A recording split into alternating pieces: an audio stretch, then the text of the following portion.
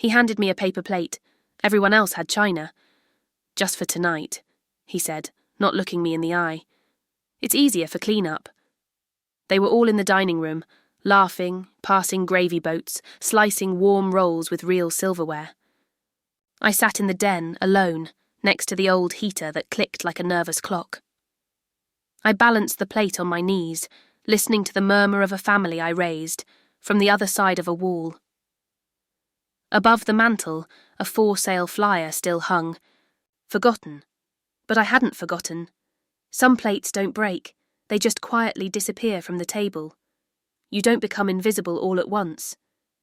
It's slow, gentle, like dusk. I was raised to be pleasant, not remarkable. Politeness was prized more than truth. I learned early that softness made people stay, and silence kept the peace.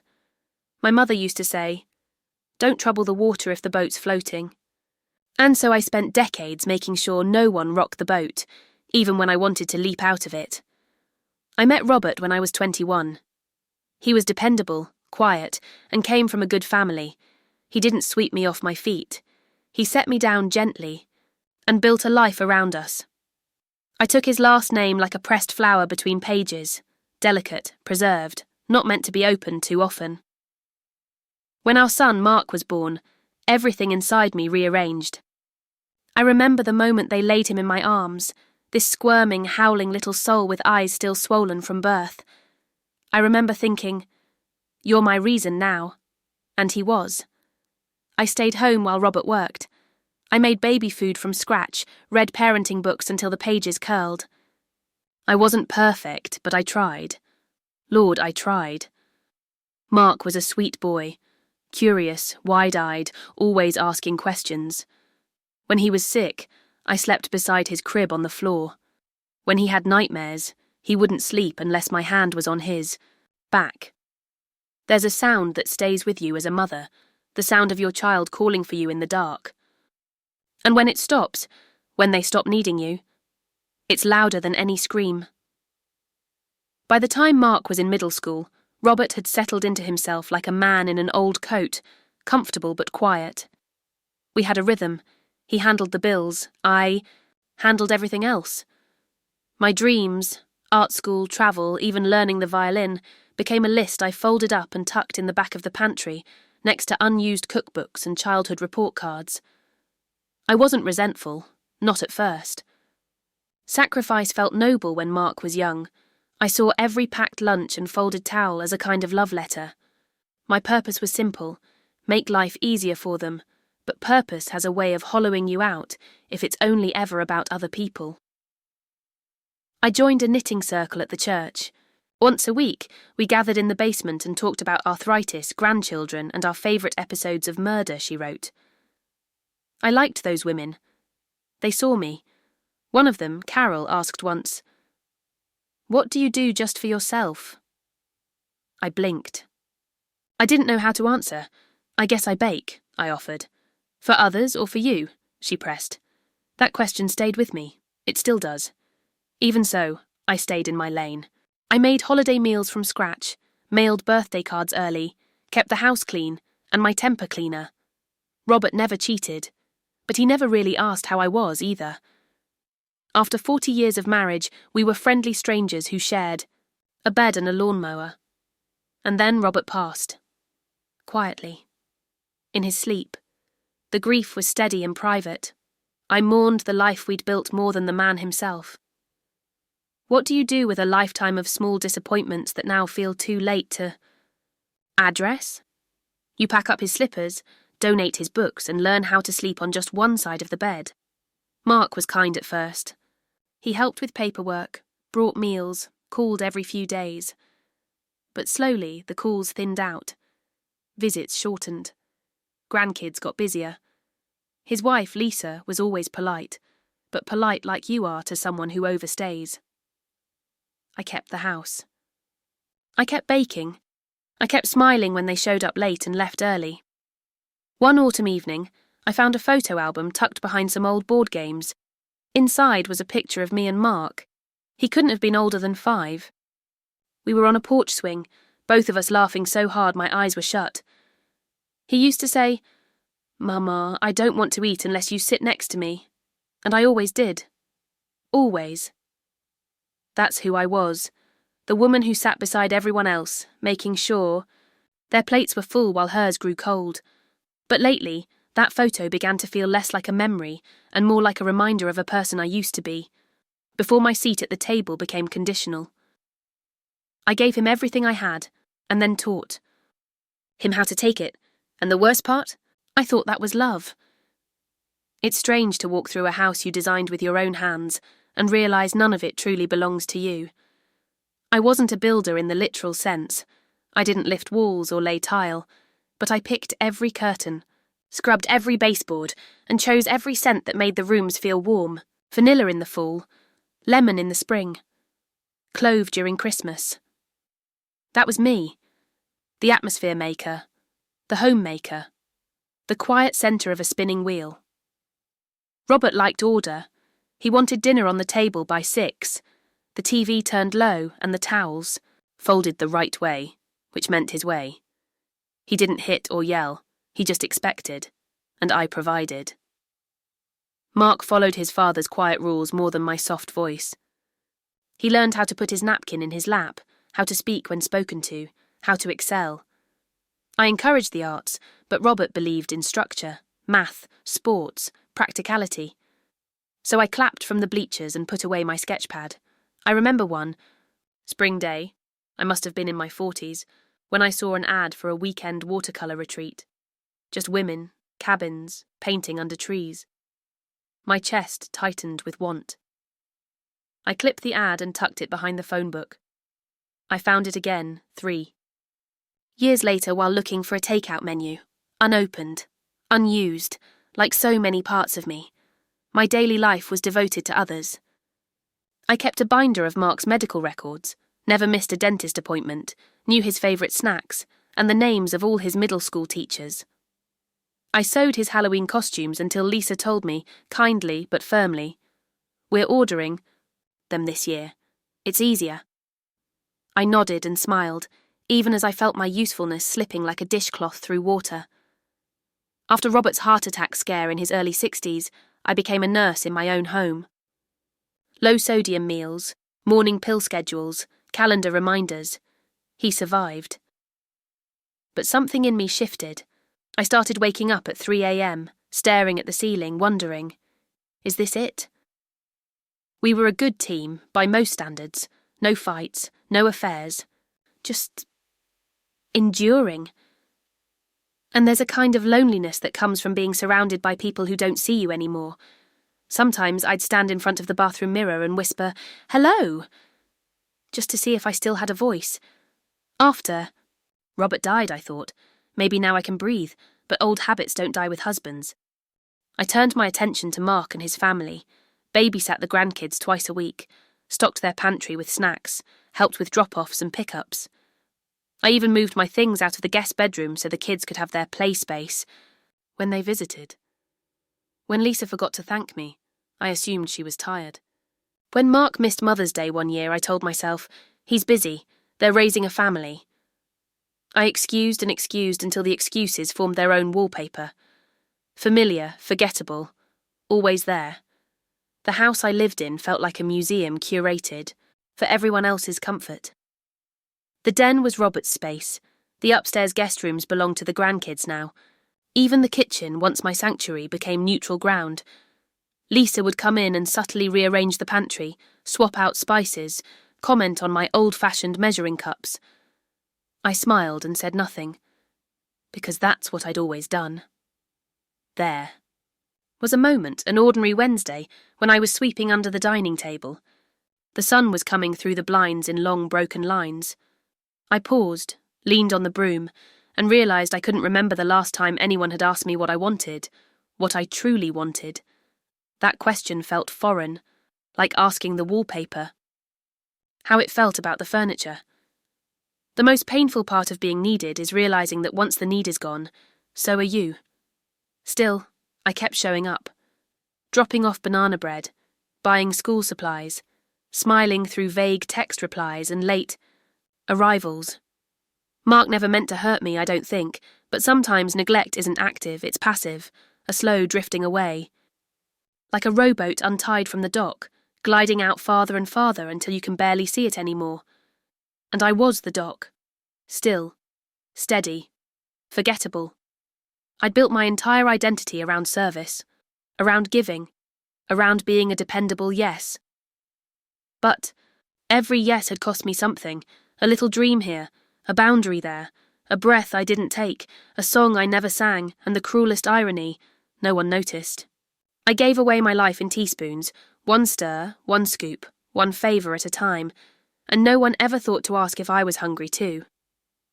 It wasn't an explosion, it was a click, a soft, almost imperceptible change in the air, like when a bird stops, singing and you're not sure why, only that you've gone still, waiting. That day started like most others. I'd baked my grandson's favourite muffins, banana chocolate chip, still warm. I wrapped them in foil and drove them to Mark's house. I didn't call ahead. I never needed to.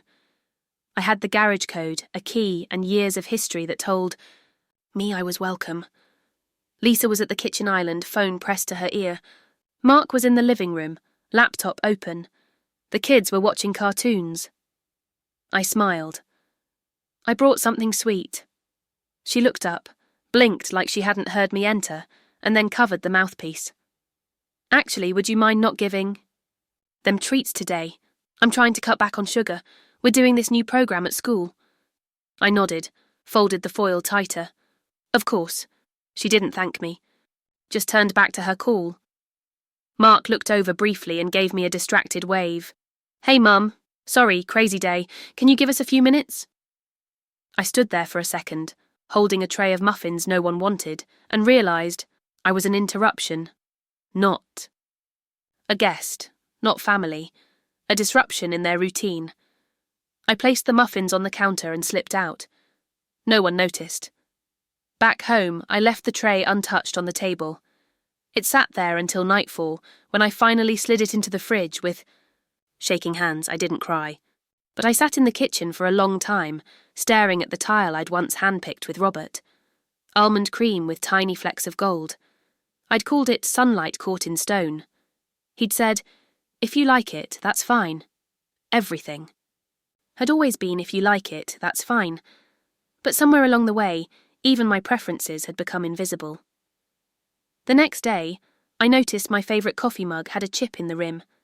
I'd used that mug for over 2 decades, navy blue with faded white lettering, Best Mom, 1994.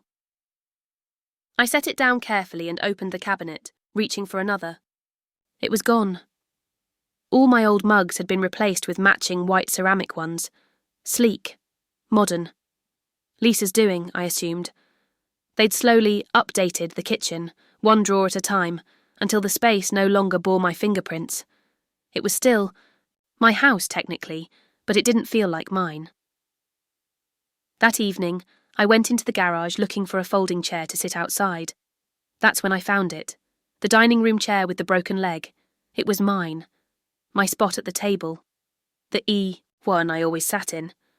The leg had splintered at the bottom, uneven and jagged. Instead of being repaired or replaced with care, it had been shoved into the corner like a wounded animal no one had time to nurse. I touched the seat gently. The fabric was worn where my hands used to rest. I remembered the feel of that chair, beneath me during birthdays, quiet dinners, and long nights when I stayed up waiting for Mark to come home from high school dances. No one had told me it broke. No one had asked if I was okay not sitting there anymore. They had simply made the decision for me. That was the click. The quiet realisation that I had been moved without consent from centre to corner. A few days later, Mark called. Not to check on me. He wanted to know if I could watch the kids an extra day. I said yes. I always said yes. But I hung up the phone. Stood in the hallway and thought, what if I didn't? It wasn't anger that came first. It was grief. Grief for the woman I had been. For the way I'd poured myself into every meal, every car ride, every whispered prayer by a sick child's bed, and how none of it had created permanence. It was not the foundation. I was the scaffolding. Useful until the structure could stand without me. I walked back into the kitchen and stood before the corkboard by the fridge. It was cluttered with expired coupons, a local church bulletin, and Lisa's neatly pinned weekly calendar. Tucked behind a flyer for a lost cat was something else, folded, soft from age, a real estate flyer. I'd picked it up months ago while walking near the park. It had a photo of a small coastal home, white porch swing, faded blue shutters. I'd stopped and stared at it for longer than I meant to. I'd taken it out of curiosity, then shamefully hidden it. I unfolded it again, looked at the photo. Imagined waking up to the sound of gulls, making coffee without worrying about who needed what, walking barefoot across a floor that belonged to me. Just me. That chair in the garage wasn't just broken, it was a message. You're not needed. At this table anymore. But maybe I didn't need that table either. It's never just one thing. It's 100 tiny paper cuts in the same spot, until even a breeze stings. After that day in the garage with the broken chair, I started noticing more. Not new things, things that had been happening for a long time. I'd just stopped pretending. They didn't matter. There was the vacation I wasn't invited to. Mark and Lisa took the kids to Maine for a week. I only found out when Lisa posted a photo on social media, everyone smiling on a rocky beach wrapped in sweaters. When I asked about it gently, Mark said, "We didn't want to burden you with travel." Burden. I remembered packing diaper bags and luggage for 3, driving 6 hours to visit Robert's parents, staying up all night with a feverish toddler in a hotel bathroom. I never considered any of it a burden. Then there was the birthday I spent alone, my 68th. Mark called around. 7:45 that evening. "Hey, sorry, totally lost track of time. Hope it was a good one." I lied and said it was. I didn't tell him I'd made a pot roast just in case they came by. I didn't tell him I'd worn lipstick. I didn't tell him I'd sat by the window until the sun went down. Another time, I brought a handmade quilt to the house. I'd been working on it all winter, soft blues and greens, little sailboats stitched along the borders for the boys. Lisa smiled, said thank you, then folded it and placed it in the closet. Weeks later, I saw a store-bought Star Wars comforter on their bed instead. "It's just more their style," Lisa said. That one stung. I didn't say anything. I smiled and offered to do the dishes. I kept smiling even as the temperature inside me dropped by degrees. Once, I picked up the grandkids from school because Lisa had a dentist appointment. When we got home, one of the boys asked, "Why do you always come over if no one wants you to?" He said it without cruelty, like he was genuinely curious. I didn't answer. I just looked out the window and nodded. It wasn't his fault. Children don't invent what they say, they inherit it. It became a pattern. I'd arrive with warm cookies and be asked not to use the oven because of allergies. I'd offer to help with laundry and be told the system was already organised. I'd restock their pantry and later find my selections pushed behind Lisa's preferred brands. Even my scent, vanilla and lavender, was replaced. They used air diffusers now, clean linen and eucalyptus. Spa-like, Lisa called it. I no longer smelled like home to them. One evening, Mark was unusually quiet at dinner. I asked if something was wrong. He sighed, put down his fork and said, "Sometimes it feels like you're always here. Always here." I'd raised him in this very house, sat beside him at this very table, held his hand when he broke his arm, stayed up late sewing a book character costume for 2nd grade, gave up job opportunities, hobbies, friendships, all so he'd never feel alone. And now my presence was a burden. My very existence inconvenient. That night, I walked into the den and shut the door behind me. No one followed. I stared at the walls for a long time. I saw the photos they hadn't taken down but no longer looked at. Me and Robert at Niagara Falls, Mark's kindergarten graduation, a Thanksgiving dinner from 10 years ago, where I'd cooked for 12, smiled for pictures, and didn't sit down until everyone else had finished. There was one more moment, a small thing, but it stuck with me. Lisa mentioned they were repainting the dining room. "We're going for something cleaner, less dated." The wallpaper had been my choice, pale cream with tiny blue violets. I picked it in 1993, after saving for months. It made the room feel like morning, even at night. I nodded. Said it sounded lovely. She didn't ask how I felt about it. Didn't ask if I wanted to keep even a piece. That weekend, I walked into the garage again and found the chair still leaning in the corner. Still broken. Still mine. I sat on an overturned bucket and stared at it. Noticed for the first time the indentation on the armrest where my hand had rested every night. The stitching, loose in one corner, a coffee stain near the leg. Years of quiet presence etched into wood and cloth, and no one cared enough to fix it. That chair was the shape of me, not wanted enough to sit in, not respected enough to repair. I snapped a photo of it with my phone. I didn't know why yet, but it felt important, like proof. Not for them. For me. A woman can survive heartbreak, but the slow theft of her space, her scent, her seat, her voice, that's the wound you learn to live around, until one day you don't. Thanksgiving had always been my day, even when Robert was alive, even when the kids were little, even when I worked part-time at the fabric shop. I made that day sacred. I roasted the turkey from scratch, soaked cranberries overnight, made 3 pies, pumpkin, pecan, and chocolate silk for Mark. The house would smell like memory itself. Last year, Lisa offered to host. I didn't mind. I was getting older and I told myself this was progress, a passing of the torch. Besides, they were doing it at my house. I was still home. But when I arrived that morning, toting my embroidered apron and a glass dish of sweet potato casserole, Lisa barely looked up from her chopping board. "Oh, you didn't have to bring anything," she said. "We've got it all covered." "I've made it every year," I replied, setting the dish gently on the counter. She smiled, tight-lipped. "Well, we'll see if there's room on the table." That should have been the first sign. The grandkids were running around, excited.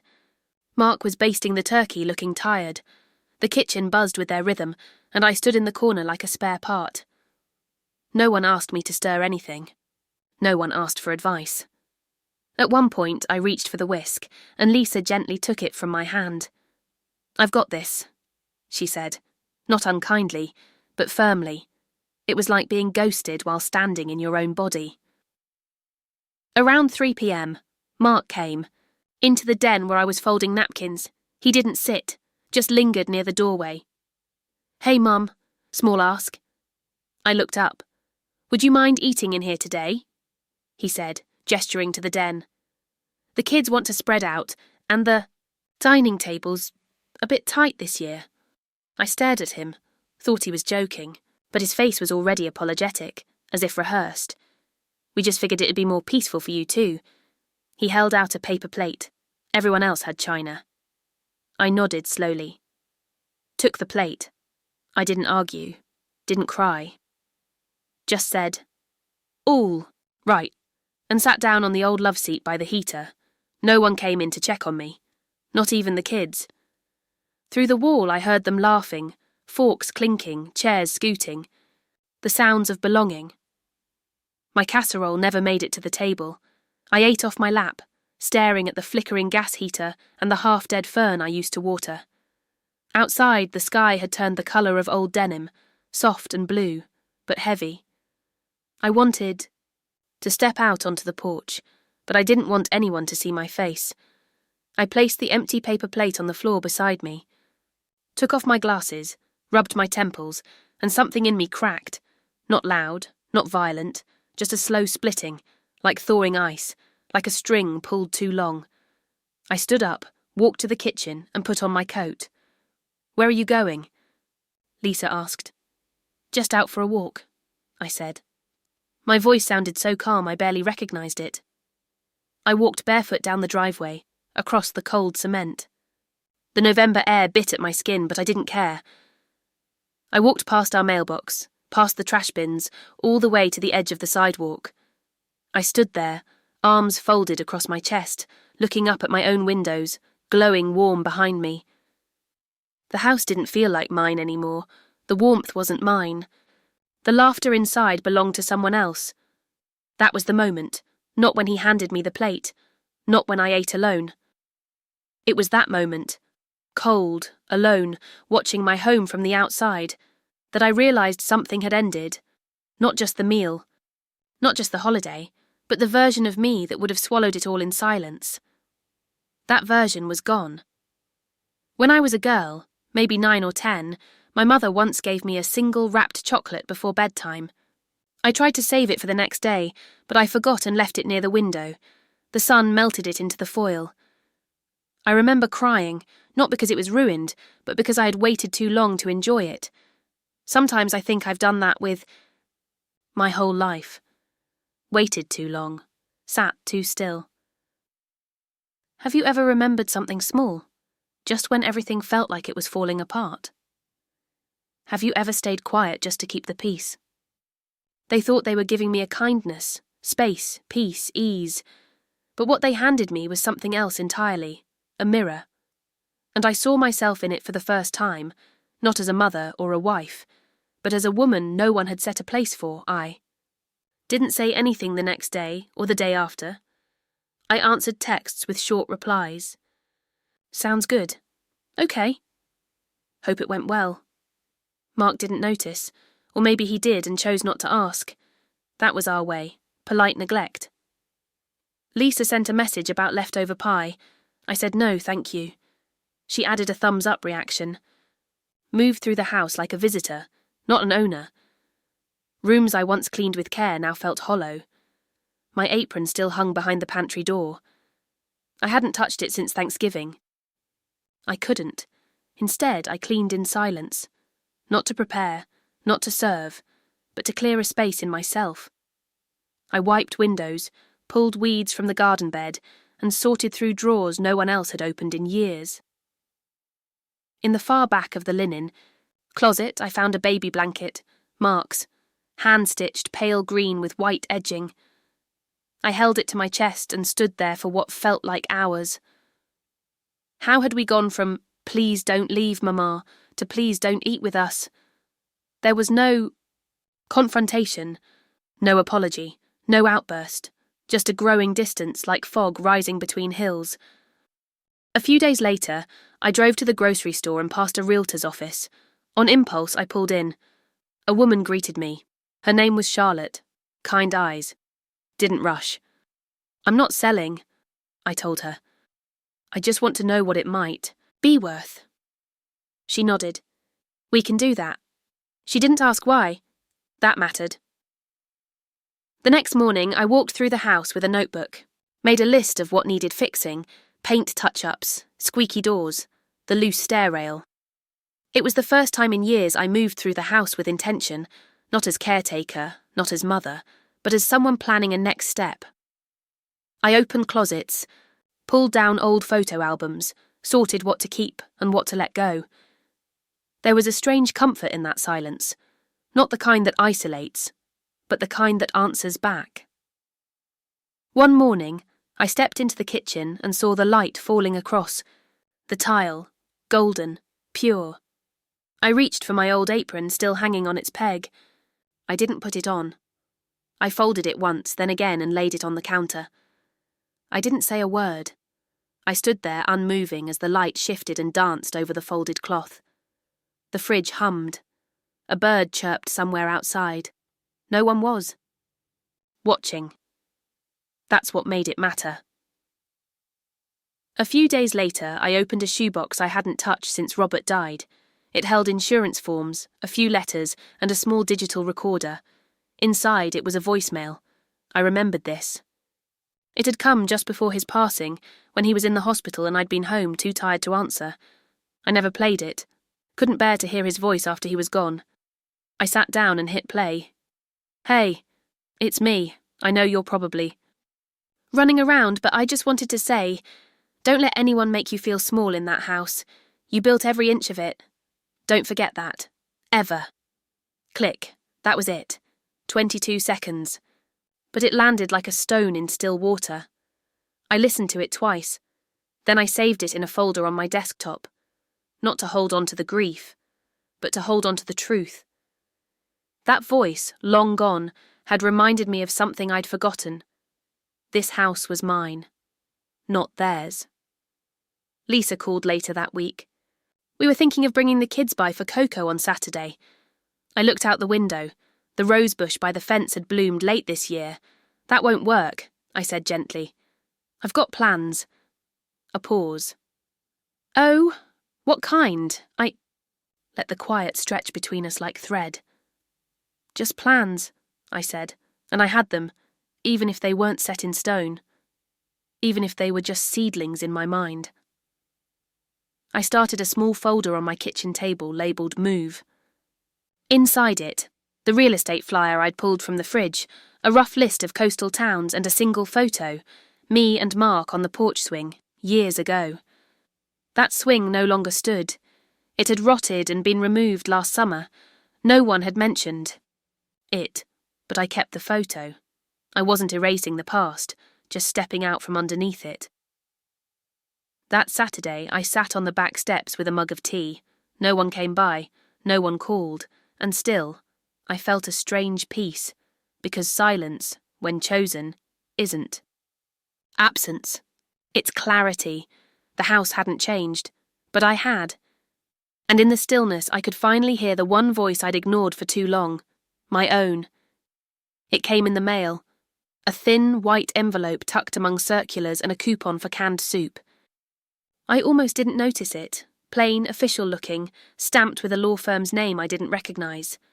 At first I thought it might be some lingering paperwork from Robert's estate. There was always some new document they wanted, proof of this, signature for that. But this was different. Inside was a notarised deed change from the year before. Mark's name was on it, alongside mine, joint ownership. I read it 3 times, blinking to make sure I hadn't misunderstood. He had added himself to the property title while I was in the hospital after a bad fall last winter. I'd been on pain medication, barely conscious, trusting that the bills and logistics were being managed in good faith. Apparently, one of the forms I signed wasn't medical.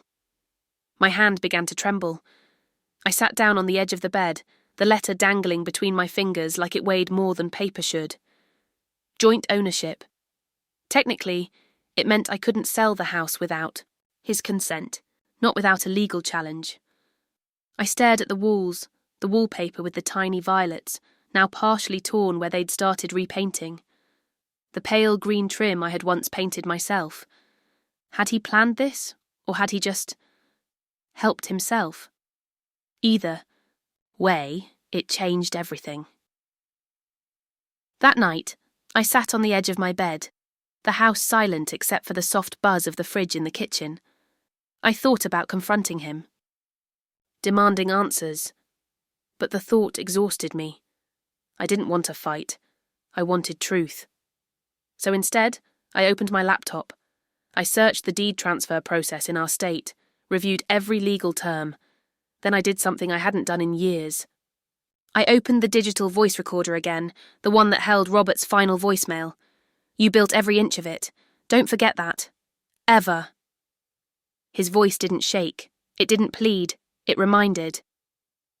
I closed my eyes, pressed my palm to my chest and whispered aloud for the first time. He took what was mine. The next day I drove to the title office. I asked questions. I took notes. I made copies. I wasn't sure what my next move would be, but I wasn't going to sit quietly and let myself be erased.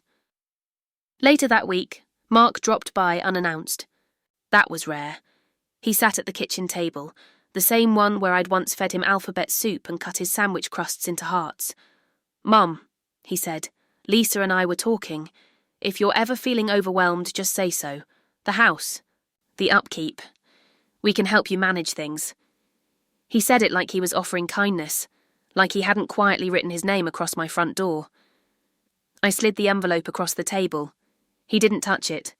"I know," I said calmly. "I know about the deed." He looked away, exhaled. "I thought we were protecting the family's future." "Without asking me." "You were sick. We weren't sure you'd come home." I nodded slowly, not angry, not loud, just clear. "But I did come home," I said. "And I came back to a house that now has your name on it, and a family that treats me like a guest. He said nothing. I stood up and opened the cabinet, pulled down a mug. Not the white ceramic ones Lisa brought, but my chipped navy one. Best Mom, 1994. I poured coffee into it and sat back down. I'm not angry, I told him, but I won't be quiet. Later that day, I opened the photo I'd taken weeks ago, the broken dining chair in the garage. My chair, the one they discarded without mention. I printed it, taped it above my desk, next to the real estate flyer. Let it speak for what words? Couldn't. That night, I emailed Charlotte, the realtor with kind eyes. I told her the truth. There's a second name on the deed. But I want to sell anyway. She responded within the hour. It's complicated, but not impossible. Let's talk. I didn't cry that night. I didn't scream. I did the dishes, lit a candle, sat in my own silence and felt something I hadn't felt in a long time. Resolve. Not revenge, not rage, just a quiet, rooted knowing. I will not be erased. He thought he'd made it harder for me to leave, but all he did was prove it was time. Because no matter whose name was on the paper, this house would never belong to someone who couldn't see the woman who built it. Section 8. I tried to rebuild quietly. 1,150 words. The hardest part wasn't deciding to leave. It was doing it in silence. No announcement, no drama, no list of grievances posted on the fridge or shouted across the dinner table. Just a shift, like the tide pulling back so slowly you don't even realise the shoreline has changed until your feet are dry. I didn't tell Mark. I didn't tell Lisa. I just started. Charlotte came by on a Thursday morning, clipboard in hand, her shoes soft on the hardwood I'd waxed for 40 years. She didn't flinch at the wallpaper or the creaking steps. She asked thoughtful questions and took notes while I made tea. We spoke plainly. She said, "If we list it, we'll need both signatures, yours and your son's." I looked out the window, watching 2 squirrels scurry across the fence. "What? If I list it anyway?" She paused. "Then it sends a signal. One he'll have to answer." That was fine with me. I was done waiting for permission to live my life. I began packing in small increments. Nothing dramatic, just one drawer at a time. I made 3 piles. Keep, donate, let go.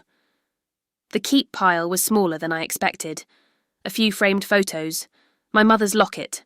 That chipped navy mug. I found a blue silk scarf I hadn't worn in years, still smelling faintly of lilac. I wrapped it around my neck one morning, just to see how it felt. It felt like remembering, not just who I used to be, but who I might still become. The first room I cleared was the laundry room. Funny in a way, it had always been my sanctuary. A place where no one interrupted me, where my hands moved without thought. Now it felt like a confessional. I stood there holding one of Mark's old shirts, still folded from the last time I'd tried to return it to him. I pressed it once against my cheek. Then I placed it in the donate bag, some memories I wasn't ready to release. The porch swing photo, for instance, me and Mark 1,000,000 years ago, laughing so hard our eyes disappeared into our cheeks.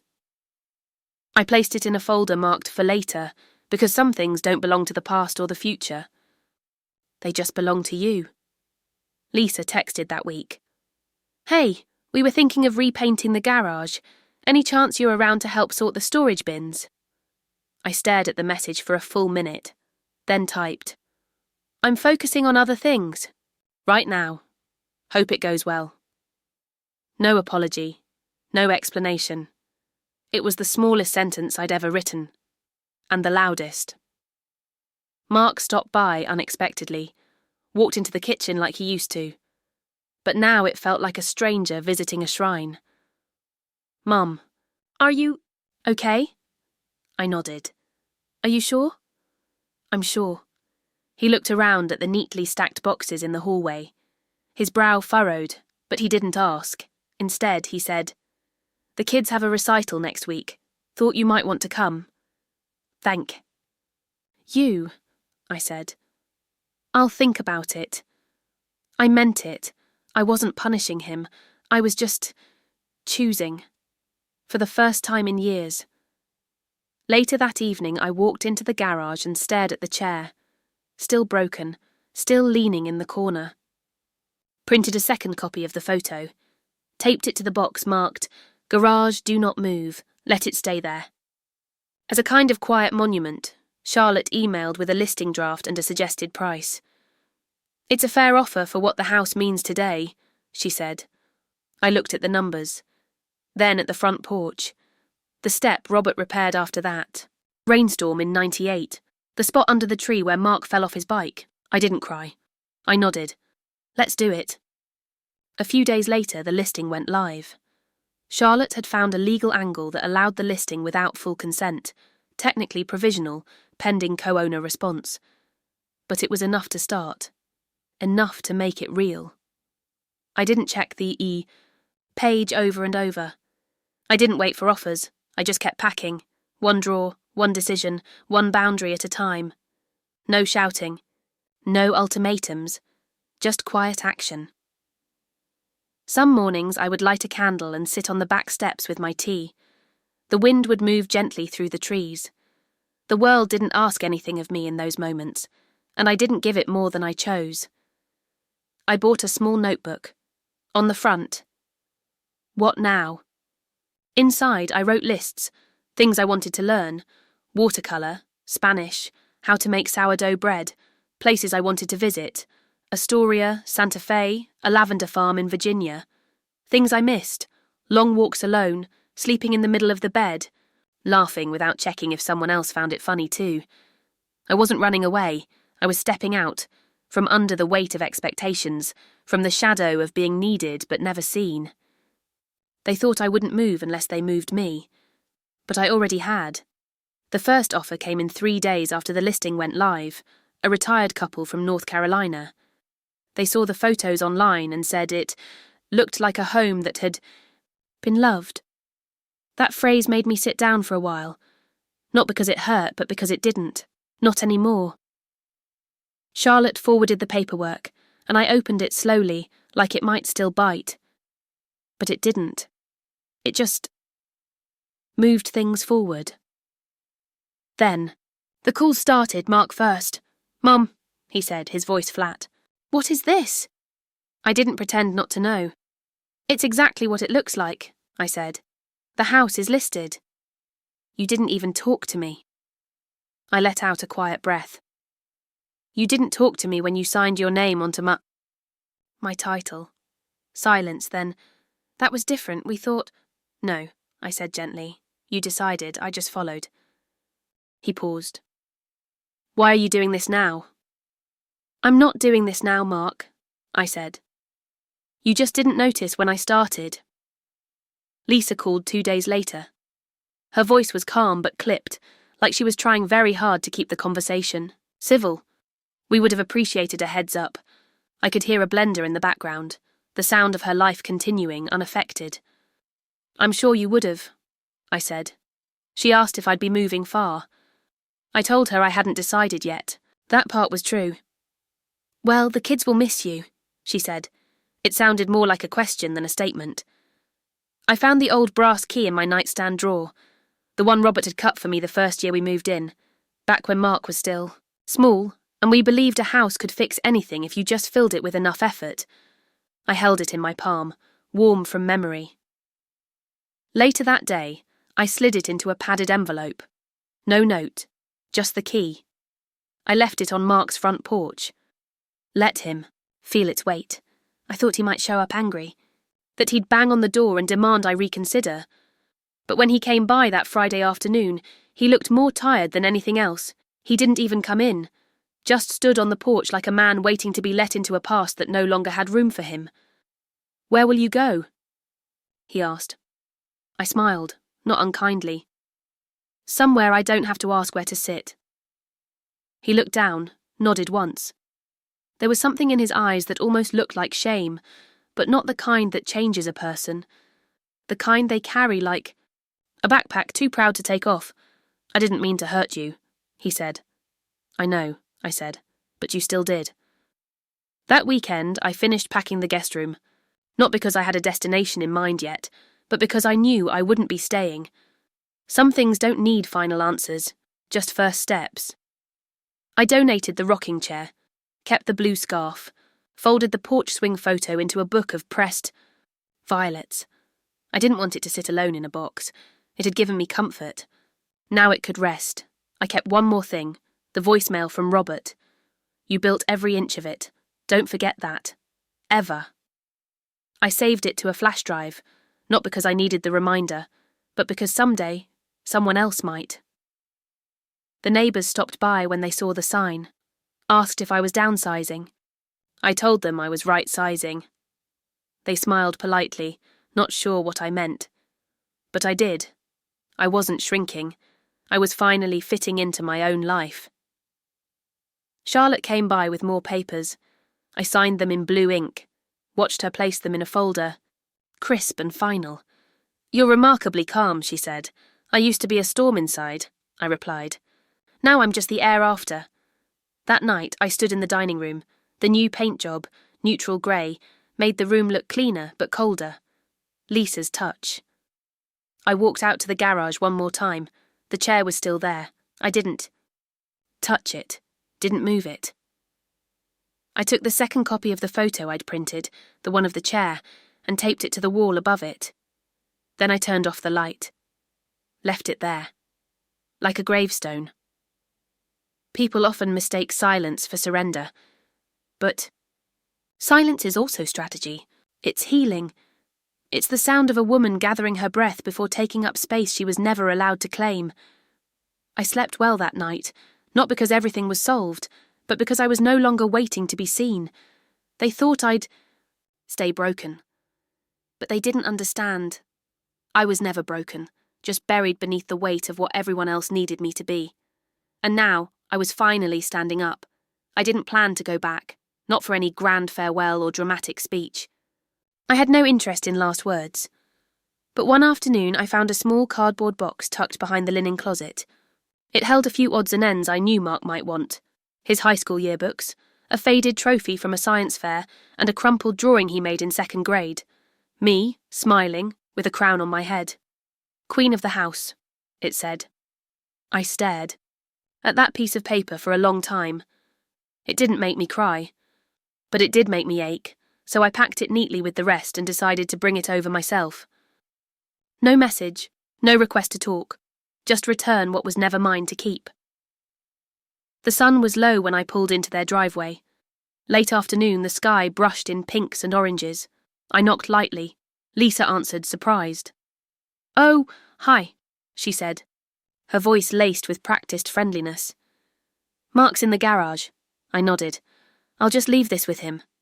She stepped aside without another word. The house was quieter than usual. No cartoons blaring, no sounds of dinner or squabbling kids. Just the hum of a dishwasher somewhere deep in the kitchen. I found Mark standing beside the workbench, tightening bolts on a child's bike. He didn't look up at first. Just said, "Didn't expect you. I brought some things you might want." I set the box down beside him. He looked over, his hands falling still. "What's in it?" "Pieces of before," I said. "Thought you should decide what to do with them."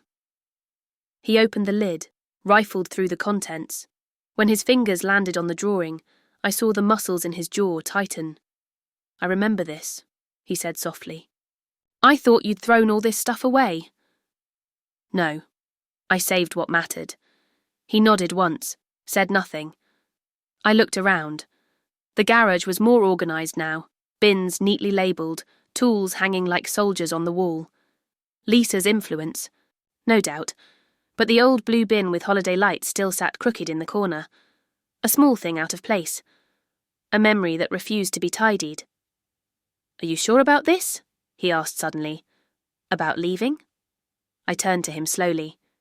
"I was sure the day you handed me a paper plate and told me I'd be more comfortable eating alone." He winced. "It wasn't meant like that." But that's what it became. He exhaled, looked down at his hands. "I didn't know you." Felt so unwanted. I gave him a long look. "You didn't want to know." We stood there in silence. Not angry, not tender, just aware.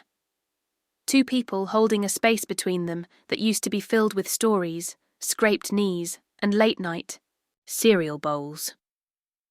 Now it was filled with years of small neglects and one deep truth: love without presence isn't love at all. I thought we were doing what was best, he said, his voice low. For who? I asked. He didn't answer. I reached into the box and pulled out the photo from the porch swing, the one where we were both laughing, his hand resting in mine, like it had always belonged there. I placed it on the workbench. You were kind once, I said. You saw me. You wanted me near. I don't know when that changed, but I kept showing up because I thought if I gave enough, you'd come back. He swallowed hard, looked like he wanted to speak, but didn't know how. I nodded gently, giving him permission not to. I'm not angry anymore, Mark, I said. But I'm not staying where I'm no longer welcome. He finally met my eyes. Are you leaving because of me? I gave a sad smile. I'm leaving because of me. I turned to go. My hand touched the doorknob. He said nothing. I said nothing, but as I walked out, I heard the faint sound of something being placed gently on the bench, wood on wood. I didn't turn around. I didn't need to. Sometimes silence tells you everything. The drive home was quiet. No music. Just the thrum of tires and the rush of wind through a cracked window. For the first time in a long time, I felt no guilt. No urge to fix. No ache to be forgiven. Only release. Later that evening, I lit a candle and placed the porch swing photo back into its folder. I didn't cry. I simply whispered thank you to the woman in that picture. She had stayed long enough. Now it was time for her to go.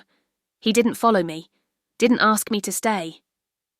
And in that silence, I finally found an answer I'd spent years waiting to hear. You're free now. A week passed without a call. Then 2. The house remained listed.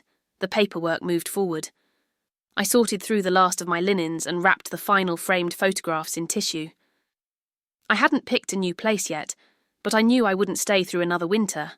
Then, on a quiet Wednesday morning, my phone rang. It was Lisa. Mark's been different lately, she said, her voice softer than I'd heard it in years. Quiet. Off. I waited.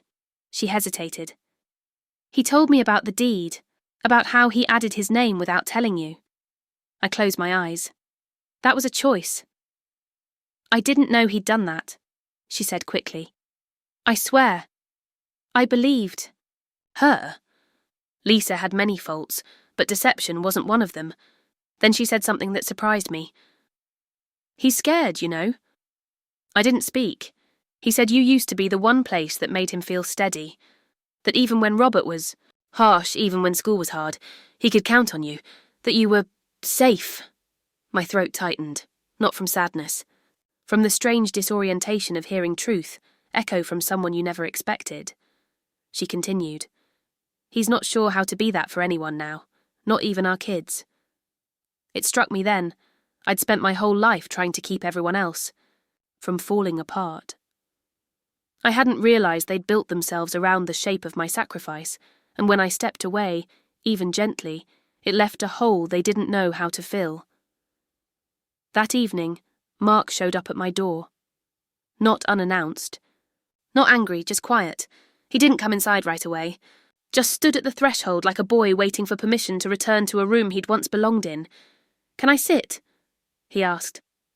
I nodded. Led him to the porch, where 2 old chairs faced the yard. The air was cool, the light soft. He held something in his hands. I saw it before he spoke. A drawing. The same one from the box I'd left. Me in a crown, holding a ladle like a scepter. I found this again, he said, his voice uneven. And I realised I don't remember the last time I made you feel like this. I didn't respond. I wasn't there to make him feel better. I thought if I just took over, managed everything, I'd protect what we had. The house, the family. I didn't realise I was writing you out of it. There it was. The truth. Small, clumsy, but real. I was never angry that you needed to protect things, I said. I was angry that you didn't think I could protect myself. He nodded slowly. You were always the strong one, even when I didn't know it. I looked out toward the hydrangea bushes, now withered into their winter husks. Strength doesn't mean staying. Sometimes it means knowing when to leave. He shifted in his seat. I want to fix it. I turned to him gently. It's not about fixing it anymore, Mark. It's about accepting that it changed. He looked down, held the drawing tighter. For a moment, I saw him not as the man who'd dismissed me, not as the boy I raised, but as a child again, a man who had built a life around quiet fears. Fear of failing, fear of not knowing how to lead, fear that, if I ever stopped being the centre, the whole thing would fall apart. He hadn't pushed me out because he didn't care. He pushed me out because he didn't know how to include someone who made him feel small by comparison. But I'd never wanted to be the queen of the house. I just wanted to be seen in it. I'll sign the papers, he said. For the house. If it makes this easier. I smiled faintly. It doesn't make it easy. It makes it clean. He nodded again, then placed the drawing between us and stood to leave. He didn't ask if I'd change my mind, and I didn't offer that I might. Visit someday. Some truths don't need promises, just presence. That night, I walked through each room one more time. I stood in the kitchen, lit a candle, and whispered, "Goodbye." Then I stepped into the den, the one they'd once asked me to eat in, and stood in the exact spot I'd sat, on Thanksgiving Day. For a moment, I saw myself there again, holding that paper plate. But this time, I wasn't ashamed. That moment didn't break me. It revealed me. I took out the voicemail one last time. Played it slowly, Robert's voice warm and clear. You built every inch of it. Don't forget that. Ever. Then I hit delete. Not out of bitterness. But because I didn't need proof anymore, I was my own witness now. I didn't need his apology to move forward. But I took it, not as permission, as closure, because sometimes the truth doesn't heal what was broken. It simply lets you walk away without carrying it anymore. The house sold quietly. No bidding war, no balloons or banners, just a signature, a wire transfer, and a polite handshake on the front porch with the couple from North Carolina. They were kind people. He was a retired school principal. She was a nurse who smiled with her whole face. We can feel it, she said, resting her palm against the doorway. This house has good bones. I smiled. It does. She's held a lot. They didn't ask about the broken chair in the garage. They didn't need to. Some things aren't meant to be explained. I left early on a Monday morning. No farewell dinner, no gathering. Just one last walk through the empty rooms. The walls echoed now. Every step sounded louder, like the house was finally exhaling after all those years. In the kitchen, I placed one item on the counter, my chipped navy mug. Best Mom, 1994. Not as a gesture of forgiveness, but as a quiet reminder of who I had been, and who I had finally stopped trying to be for everyone else. My new place wasn't grand. A small 2-bedroom rental in a town where people waved to you without knowing your name. The kind of town where porches mattered, and silence wasn't awkward. It was peace. I bought a second-hand table, round and small, just for me. No leaf extensions. No need for 10 chairs. Just one for me, and maybe one for someone kind someday. I hung no family photos on the wall, not out of anger, just intention. This chapter was mine. Entirely. Some evenings, I sat on the porch and watched gulls move over the water like scattered notes in a song I hadn't known I was waiting to hear. I wrote poems in a spiral notebook. None of them rhymed. Most of them weren't very good. But they were mine. I volunteered at the library, learned the names of the local bakery women, took a watercolour class on Thursday mornings with a woman named Fran, who cursed like a sailor but painted like a saint. My world got smaller but deeper. Mark called once a week, then every other, never to ask for anything, just to talk. It was awkward at first, like trying to stitch together two fabrics that had been torn too far apart. But I let him speak, and when he listened, really listened, I let him stay on the line. He asked if he and the kids could visit sometime. I told him gently, maybe one day. Not yet. I wasn't punishing him. I was protecting what I had finally begun to grow. He said he understood, and I believed him. One evening, I took out the drawing he'd left on the porch, the one with me in the crown. I had it framed, hung it in the hallway beside a new mirror. I didn't want to forget who I'd been, but I also wanted to greet who I was becoming. People assume walking away is about revenge. That silence is retaliation. But I never wanted them to hurt the way I had. What I wanted was to stop bleeding just to keep others warm. Revenge burns, but dignity endures. I didn't want my son to feel what I had felt, unseen, discarded, unnecessary. I just wanted him to know he couldn't own what he didn't honour, and now maybe he did. I never told anyone where I kept Robert's last voicemail, not even Charlotte. I tucked the flash drive into a ceramic dish on my dresser, beside a seashell I'd found on my first walk down the shore. Sometimes I touched it in passing, like a thread to an old world I no longer lived in but still respected. Hadn't erased the past. I'd just stopped dragging it into every new room I entered. One morning, I walked down to the local cafe and ordered a slice of lemon cake with my coffee. A woman at the next table glanced at me and said, "Are you new around here?" I smiled.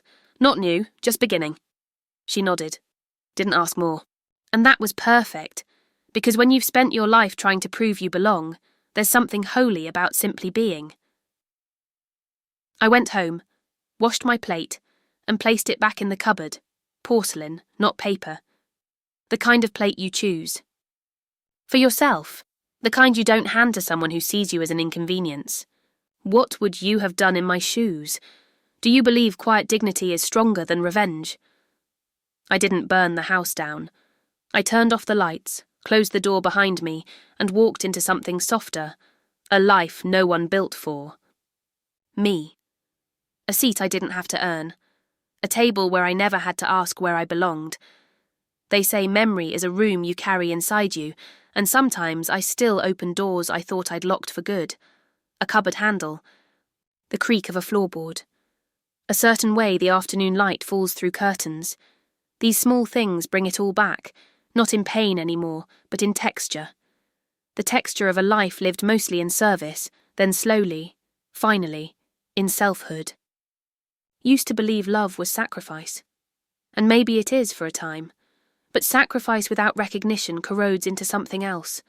Silence that poisons, smiles that feel like masks, a loyalty that starts to taste like rust. I loved my son. I still do. But loving someone doesn't mean shrinking for them, and being a mother does not mean being the invisible scaffolding holding up a house no one thanks you for building. Some mornings, I still reach for the chipped mug, forgetting it's gone. Then I choose another, one I bought myself, white porcelain with a thin silver rim. It feels heavier but stronger, like I imagine I must look now. At the library they call me Miss Ellie. They don't know what I gave up. They only know what I bring now, recommendations for cosy mysteries, stories read aloud with warmth, a quiet kind of presence. No one expects casseroles from me. No one hands me paper plates. I sit at every table as an equal. Or not at all. I think often about that broken chair in the garage, how it stood there all those months, unattended, unclaimed, unfixed. There's a part of me that used to wish someone would have noticed, would have said, "Let me repair that. It's yours after all." But now, I see the gift in it. Because that chair was never meant to be mended. It was meant to be left behind. I still remember that porch swing photo. The way we laughed. The way Mark held my hand like it was the most natural thing in the world. That moment was real. And it's mine forever. But moments, like people, change. And sometimes the kindest thing we can do is stop asking old moments to prove themselves in the present. I'll never again make myself smaller to keep the peace, or accept silence as kindness, or wait for someone to ask me how I'm really doing. I ask myself now, and I answer. Not long ago, I stood on the beach at sunrise. The horizon burned in streaks of lavender and gold, the air still cool from the night. I thought of Robert's voice, steady, tired, still loving in his own way. I thought of the house, how it held me, and how it hollowed me. I thought of Mark, his trembling voice, his slow awakening. I thought of the woman I had been for so long, a silent servant in a story she didn't get to write, and I thought of who I am now, not the queen of a household, not the keeper of other people's comfort. Just Ellie, still here, still strong, still learning. When you give everything, people forget you have needs. When you say yes for decades, your first no feels like betrayal. But when you finally say enough, you begin to hear the softest sound, the one you forgot to listen for. Your own voice. I used to say, some plates don't break. They just quietly disappear from the table. But I see it differently now. I didn't disappear. I was never the plate. I was the hands that set the table, the warmth in the food, the stillness in the room, the dignity in the quiet. And now, I'm building a table of my own, small, sturdy, enough. I wasn't the broken chair in the garage. I was the house, quiet, built to last, and finally mine.